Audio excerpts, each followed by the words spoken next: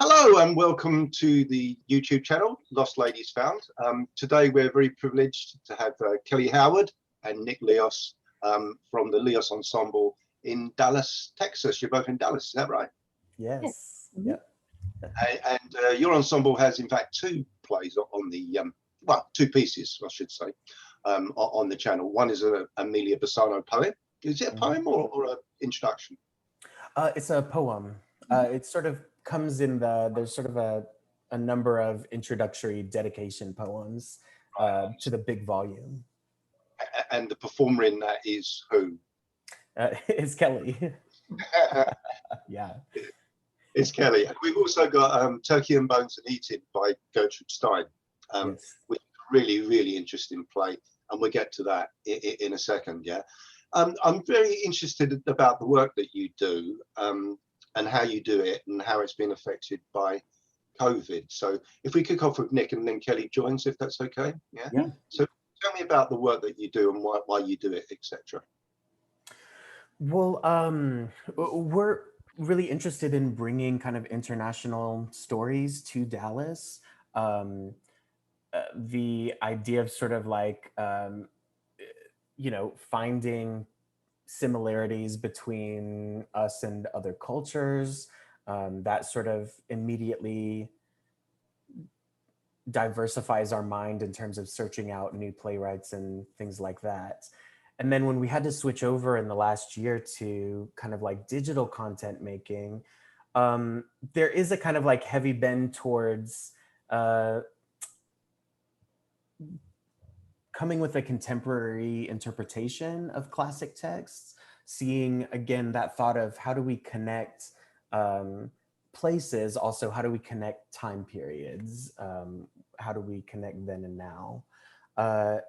And so, yeah, last year we created a full kind of online program for the virtual theater, the theater festival in Dallas, the Festival of Independent Theaters, that pivoted to a virtual format. That was 3 pieces from pre-modern playwrights. So Margaret Cavendish, the Amelia Bassano poem, and then a final kind of excerpt from a play by Elizabeth Robbins, who was an expat, called Votes for Women. So those 3 pieces together kind of like gave us a clue into what we needed to do in terms of filming and protocol and editing and, you know, restructuring our frame around time. And so we brought that to this kind of new production. And I think we're also interested in kind of like different ways of storytelling or formats of storytelling. So it was seeing how we could view the platform that we were putting these things on as a theater itself, or like as a kind of venue. And so what are the things that this venue comes with? How do we use this venue to the best of our advantage? Right. And Kelli, you're very much active. You know, we just said that you acted, but you also produce and direct. In fact, you directed Turkey and Bones. Yeah. So what's your approach to carrying on from what Nick said? Well, like in regards to the platform of TikTok?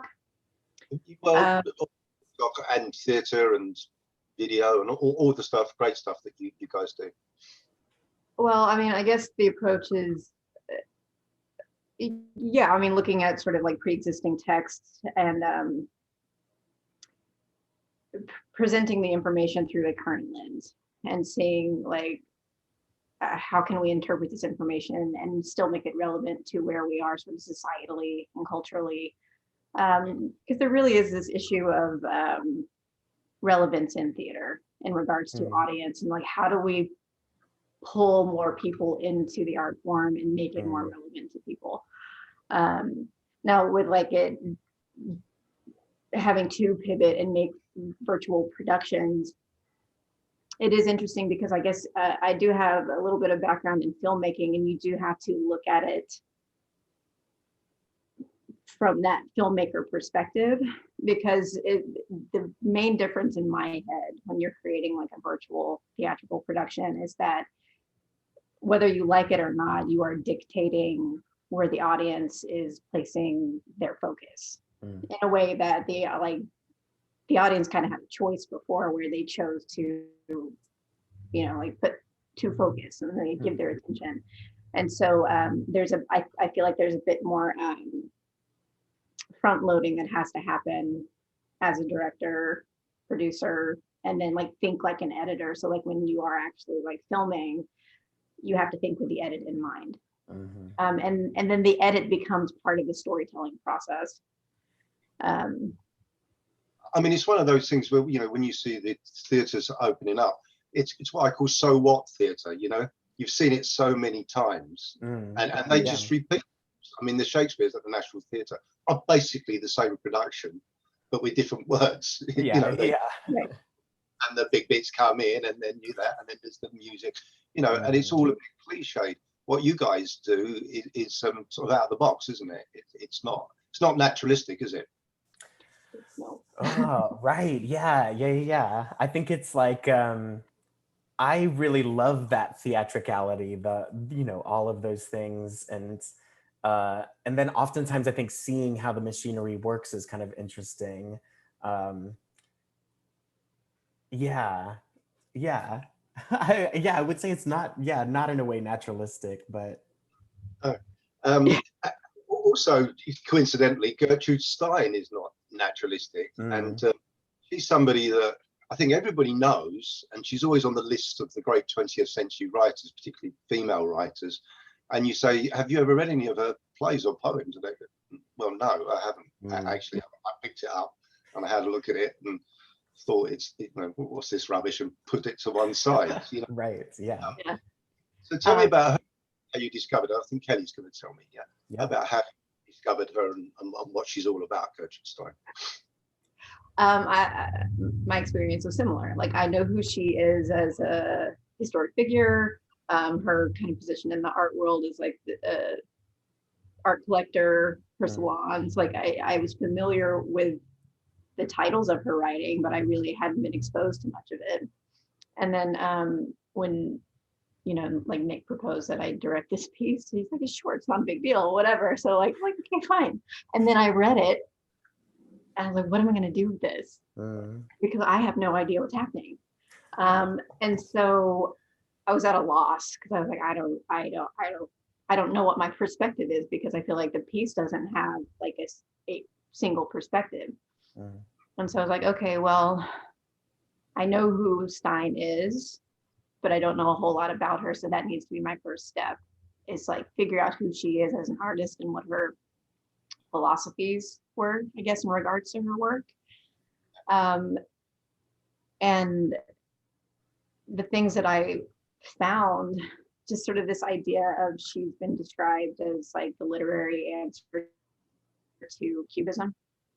So like literary Cubism, and abandoning the single perspective for multiple perspectives, which I found to be pretty compelling.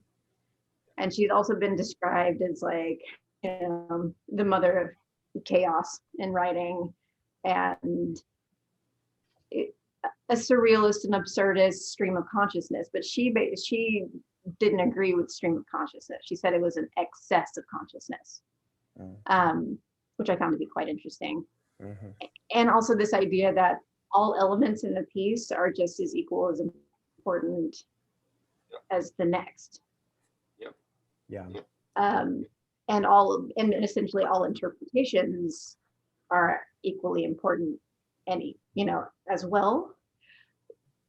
So in looking at that, and sort of looking at how she's viewed, how her writing is viewed, how she views her own work, and then looking at the work itself, and then looking at the platform of TikTok, I was sort of starting to like draw these parallels, because TikTok is a platform where everyone has a voice. It is, and the algorithm, even in which like information is distributed, it's just, if you put it out there, TikTok will like disseminate it to whoever's watching. And then it's just, if it resonates with people, it will go viral. And if it doesn't, it does not. But as I was like looking at Turkey and Bones, the way it's structured, there are minuscule sort of threads that go throughout the piece, but they're kind of hard to find. Everything is very encapsulated and episodic. And in the same way, TikTok is encapsulated in episodic. Every TikTok is a universe unto itself. It's like a 1 minute episode, whatever that might be. I should explain to people who are listening that the play actually went out on TikTok first before it was put together and stuck on the YouTube channel. You carry on, Kelli, because you were about to say something and I interrupted you. Oh, well, that's fine. And so in like drawing those parallels between the platform of TikTok and the actual play itself, and then her sort of like general philosophies on an excess of consciousness, all perspectives are equal, all interpretations are equal, all components are equal. It's like, this makes sense. And so we decided there is a collage like multiple perspective aspect to it. So that's how we're going to approach the actual production with the cast. And so the idea was we just sort of divided up the scenes and just kind of randomly distributed them evenly throughout the cast. I asked that, like, you know, and kind of gave them the spiel and sort of like the directorial approach, like how we're looking at it. As you reread your scenes, make note of anything that comes up for you. Like, let your excess of consciousness surface. What are the connections that you can make? And we were starting to notice that, like, we are all sort of a similar mind with the things that were coming up. So socially, culturally, politically, the idea of relationship and death and mortality, isolation, all of these things started to come up, and we were starting to find the threads to help them create context and create character. So there are connections we were able to make, but at the same time, everybody was given the opportunity to interpret in a way that felt good and made sense for them. So it was very much an ensemble. I mean, you're called an ensemble. You were looking for the I'm going to call them the ensemble members rather than actors, because they didn't just learn the lines and turn up, did they? They did a lot more than that, you know. Yes. So you welcome their contribution and use their contribution and their imaginations as well, yeah? Oh, absolutely. Yeah, I mean, we provided a framework and to function within, but they were, you know, like as ensemble members, because I mean, they were basically sort of like self-contained productions of their own. Yeah. And we were giving them support and feedback and parameters and criteria, basically. But we're not talking about you being in a rehearsal room, are we? Because of the COVID restrictions. So how did you do that? Were they using phones, computers, tablets? What were they doing? It was predominantly Zoom. So like we would meet virtually in this way. We would communicate via email, text. I mean,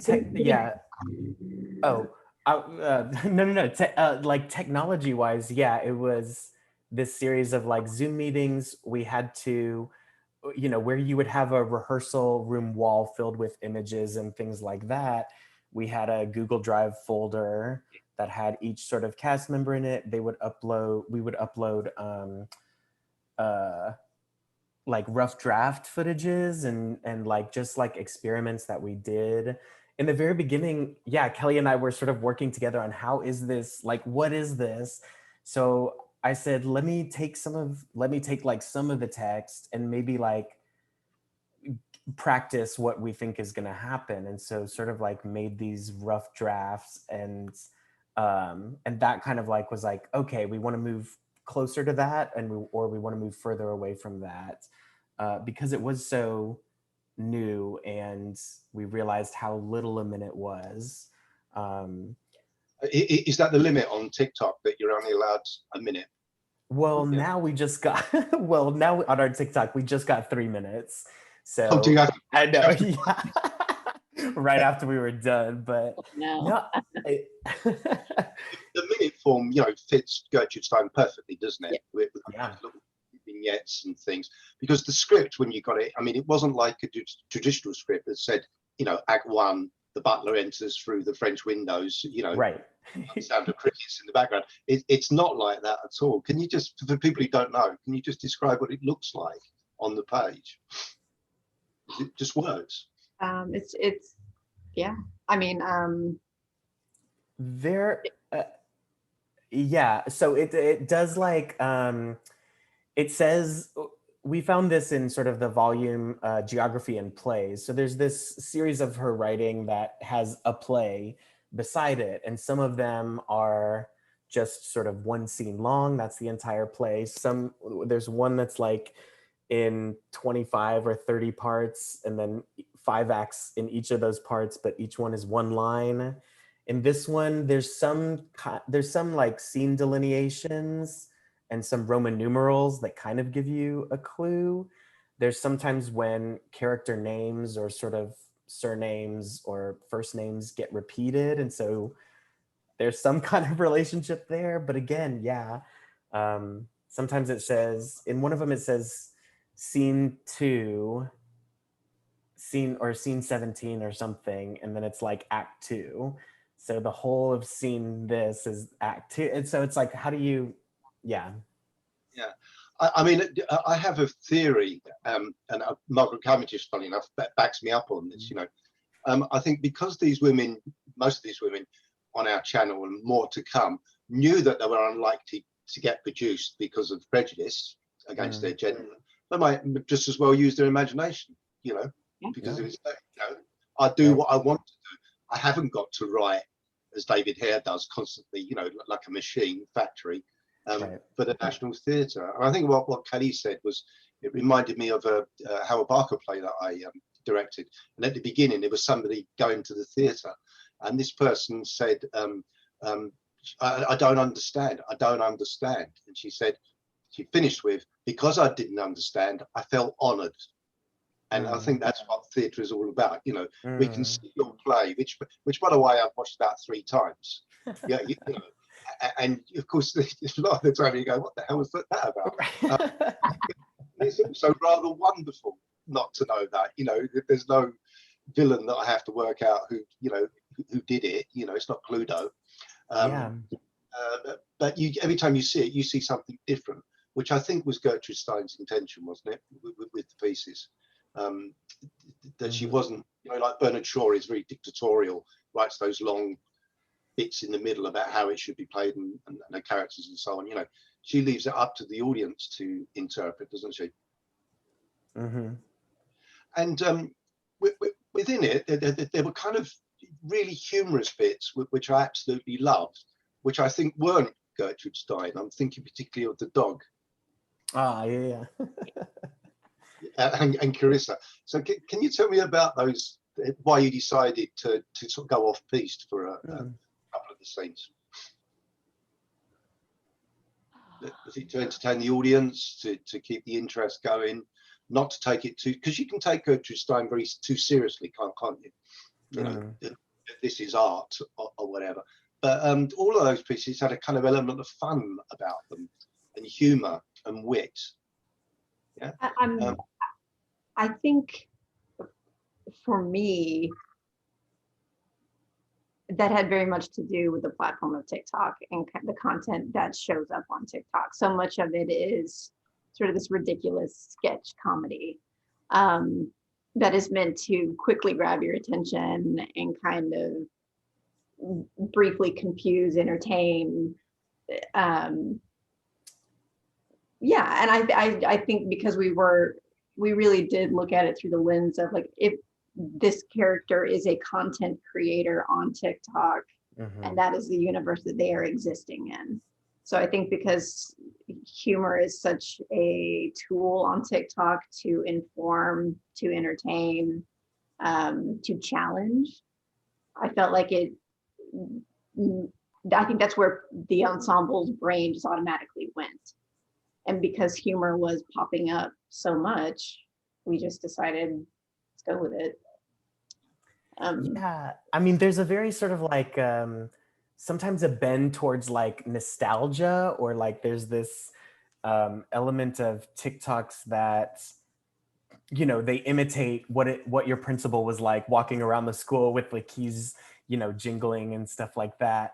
And so it's using that humor to sort of evoke a kind of community within people. Like, oh, we really all did have the same childhood is kind of a comment that gets thrown on TikTok a lot.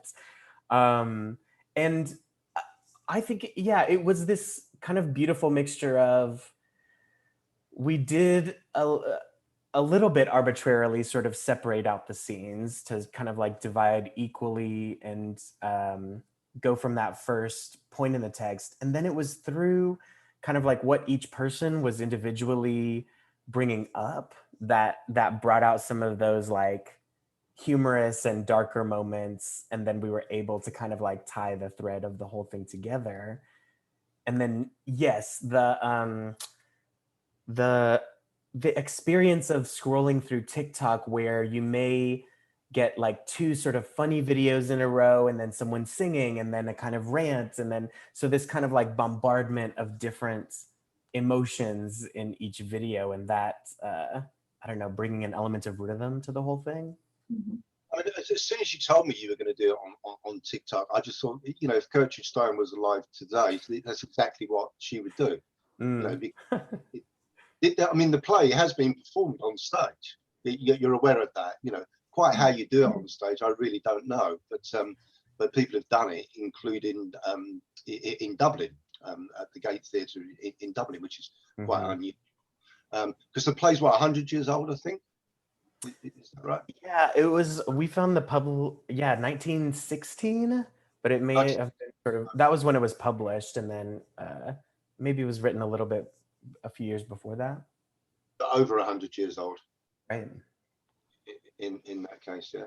And you talked about the darker side, Nick, because there are some darker elements within it. I mean, I mentioned a funny bit with the dog, but particularly towards the end of the way you put it together, there were some darker elements. Again, can you tell me about that and how you did that?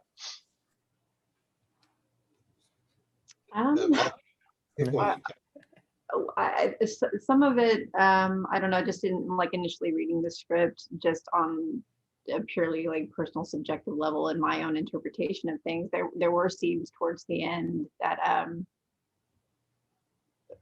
brought up a sense of sort of mortality, death, and grief.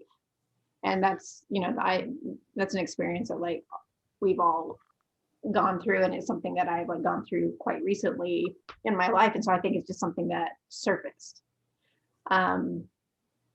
And it's a connection that I just sort of intuitively made. And then in conversation with other ensemble members, this motif of death and mortality had surfaced for them as well. So it's like, well, if it's coming up for the both of us, let's explore it.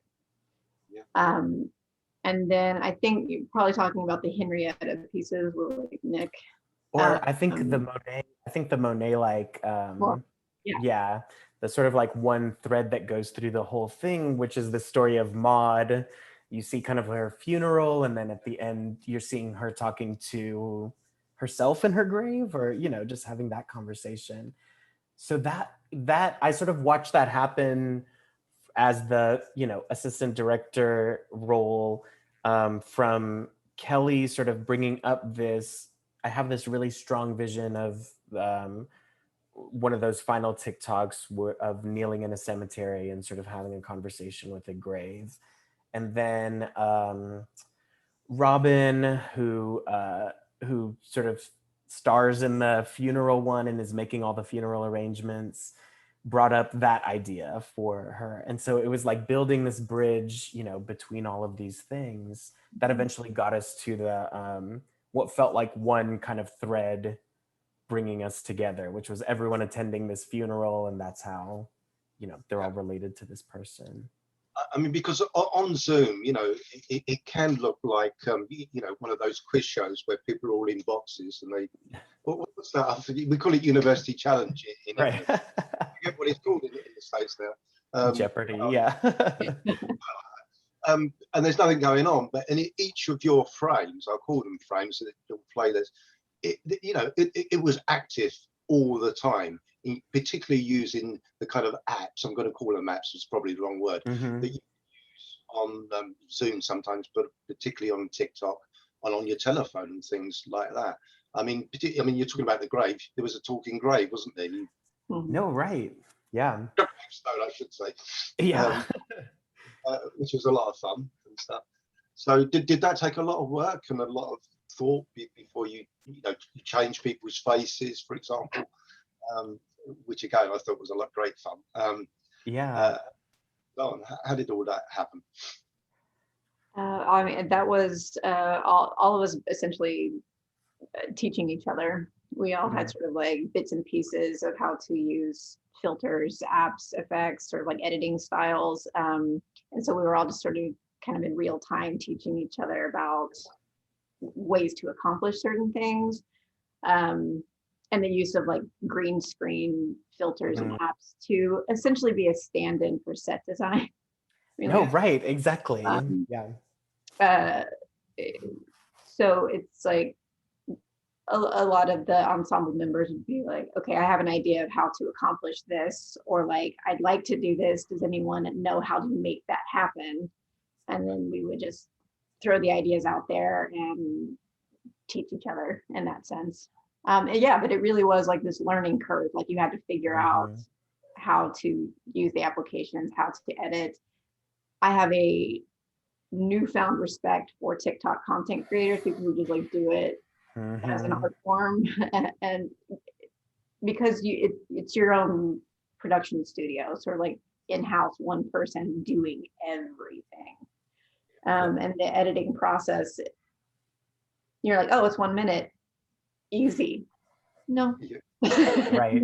No. There's much more to it than that. And then I guess you can kind of stick to that. Yeah. Sorry, I was just saying, how long did it take to put the whole thing together? Because there's a hell of a lot of work went into that, didn't it?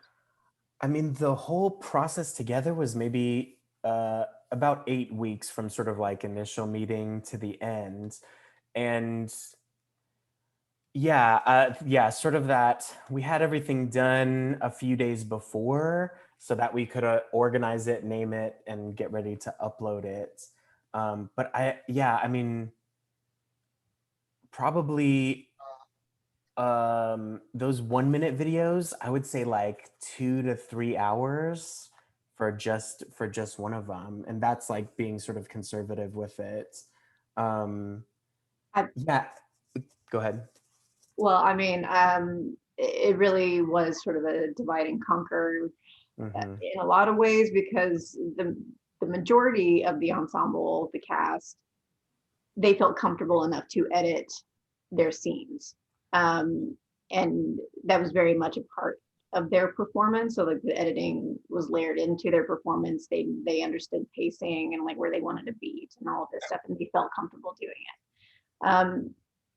And then there were a couple of members who left the editing process more up to us.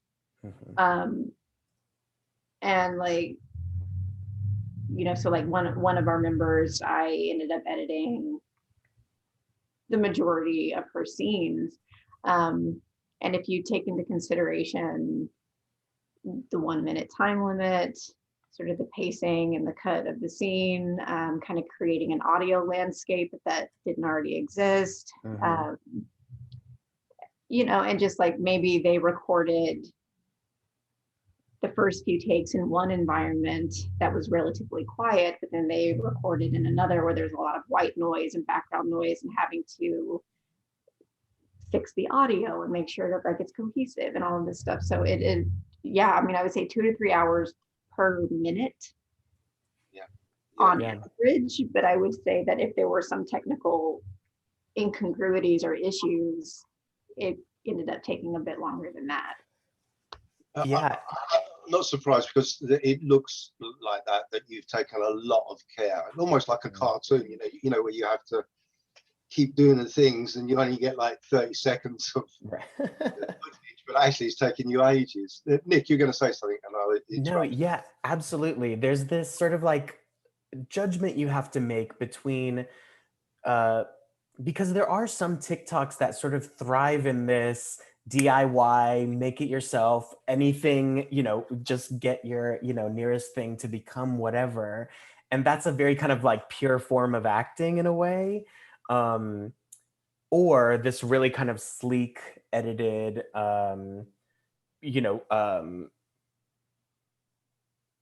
very crisp kind of like, looking edit, and that just requires a lot more finesse and time. But I mean, in one of them, in one of the ones, I think it's the one that's like a rant where Mandy's in the car and is sort of going off about vacation days. So it sat right at like 1 minute and 10 seconds. And so the last parts of editing were literally cutting out the first parts of her line. So we found that like, it's like that, I don't know, it's when you see a word backwards and you can sort of rearrange it in your mind. There's a way that you can edit it to get the point across still. And like really just like we were cutting kind of like microseconds and half seconds off everything. But that's, yeah, that all added to kind of like the aesthetic of the whole thing. Yeah, because the style of it, and I think it's quite deliberate, it was almost like you've got your cell phone, and you've just sort of turned up and captured these people, and then that's it, we put it on the channel. But it's not like that at all, but it's got that kind of roughness, which is really, which I like, actually. I really do. I like that, because it's got the energy there and the spontaneity, which I think all of those lovely scenes had. It was like I don't know, I think Kelli and I talked about, it felt like for me when I was doing those rough cuts, this, that you could, when you're in a theater and experiencing the energy that an actor is giving off, there was almost an attempt at trying to replicate that through seeing a bunch of different costume changes and the pace of everything. It's like, how do we feel that energy that you would in a farce of like, door slamming or how to get that across through a digital medium. So fingers crossed, and keep my fingers really, really crossed, and we start to open up again. We're supposed to be opening up in 2 weeks here in the UK, and you can have full theatres and things like that again. Are you going to return to live theatre, or will you do more of this sort of stuff, having been inspired by the work that you've been able to do? I mean, something that we've talked about is really making this digital programming more of a part of the season. There's, even from that first show we did, we learned so much that we brought to this process. From this show, we learned so much more, and feel more comfortable and playful. Using this idea of like of seeing these platforms as a kind of like venue, and seeing the Pulitzer Prize this year being given to digital theater pieces, and New York Theater Workshop did the Seagull on Sims 4, which is like a video game. So that kind of like, I think it is really something that's going to be a part of the future, and has gotten a lot of people really excited, and comes with benefits like this, saving time and a little bit of saving money, and the sort of flexibility. You could film your scenes at 2 o'clock in the morning if you wanted to. And absolutely right. I mean, there's two things on that. I mean, one I quickly realized, and when I started doing these, probably about this time last year, I did my first one on Zoom, and then shortly after, I had to attend a theatre conference, and I was speaking on it about Zoom theatre, and I was saying, look, don't you realize you've armed every single actor with their own camera? And actually on Zoom, if you've got a tablet and a cell phone, you could have 3, and you can be on there and talk to yourself if you want to. And everybody, as you guys did, has become suddenly the kind of technical expert, haven't they? Because they've had to. They know all about it. Oh, you'll need to do this, and filter here, and background, and all that. Green screen. We've all got green screens. Right. But I mean, it means that we can work collaboratively. I mean, you guys are in Dallas, I'm here in Essex, England, so we're able to talk. And in some of the plays that I've done, people have been in completely entirely different continents. And I couldn't do that, particularly because of Brexit, which is a disaster for us. I can't use those other artists, and really we're a world community, aren't we? You know, we're not nationalistic or anything like that. We're a world community, and I know you've got a play from Chicago coming up, which I'll ask you about. But I mean, normally you wouldn't be able to see that play because if you know to go from Dallas to Chicago and stay overnight, and I mean that's a big expense, you know. But if you could watch it online via live stream, suddenly you've got a connection there, haven't you? Yeah. So tell me about your next project, Sandy, because I know you've got a season coming up, haven't you? Yes. In Dallas. Yeah. We are waiting to hear what will happen with the Festival of Independent Theaters, whether it'll take another virtual alternative or be in person. We're extremely fortunate here to have access to the vaccines and have a lot of sort of people have gotten their second dose by now, and we're lesser than we'd like to in a place like Texas, but that's giving us hope that that the sort of in-person element could return. We commissioned a play about social media, funnily enough, about the arguments for deleting it, actually. And so we're kind of, we're trying to play both sides, I guess. And then, we are going to present a staged reading of Isaac Gomez's play, The Leopard Play, or Sad Songs for Lost Boys. And that's going to be at a place called Arts Mission Oak Cliff here in Dallas. And it's going to be directed by our friend Gloria Vivica Benavides, who's an incredible actor. She'll actually be in Chicago in the fall at the Goodman Theater, doing a revival of the play that she closed down last March. So she'll come to do that right afterwards. But it's a incredible story set in El Paso, so it has this kind of Texas connection, and then part of it also takes place in Ciudad Juarez, which is in Mexico, just across the border. Some things like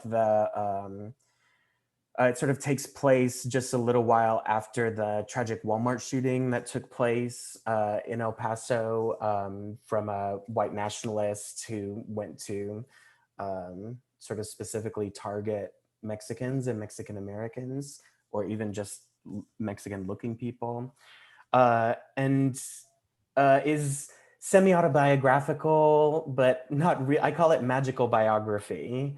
It definitely pulls in these magical realism, spiritual elements that are part of Isaac Gomez's work. And deals with masculinity, machismo within the Latinx community. So we're really excited. It's going to be a really great reading. And are you appearing in it, Kelli? Not this one. This is an all-male cast. Yeah. Oh. Yeah. That's so a challenge in this day and age. Yeah. With a big sign picketing you. So, this sort of 9 Latinx males. There's some Spanish in it, and it's definitely, it has a queer aspect to it, but it really sort of targets this like problem with masculinity. Within toxic masculinity. Exactly. Yeah. Listen, you guys, I've really enjoyed talking to you. As you can see, I'm a huge admirer of your work. I really am, genuinely am. And I've seen Turkey and Bones so many times, and I encourage the audience to go back and see it again because it's outstanding work. And I think what you're doing is groundbreaking. And if I had a hat, I'd take it off to you guys because it's wonderful work. So I look forward to the day when I can either see you in London or you can see me in Texas, and we can collaborate and hug and do all those things that we used to do back in the days. And thank you very much. Oh, sorry, no. If you want to support our season, we'll add some the notes about where you can donate to our 2021 season fundraiser. The money that's been given so far, we help support this Turkey and Bones production. And so, if you want to give and help our company out in Dallas to do more work. That's a very good point, Nick. I'll put that in the sort of description, you know, the video description and all that. Right. And it's also on the turkey and bones thing, as I say, and then hopefully people can support your wonderful work.